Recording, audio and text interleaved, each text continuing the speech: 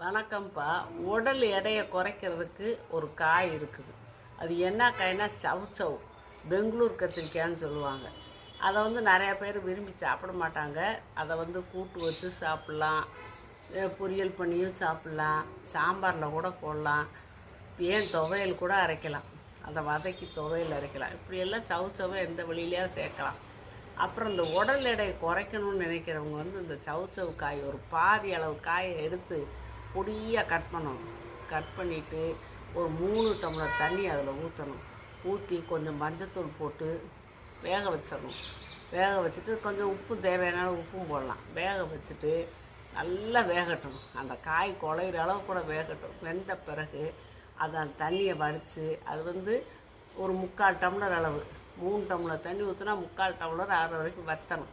வற்றி அந்த தண்ணியில் கொஞ்சம் மிளகு பொடியை போட்டு காலையிலையும் சாயந்தரம் வெறும் வயிற்றில் குடிச்சு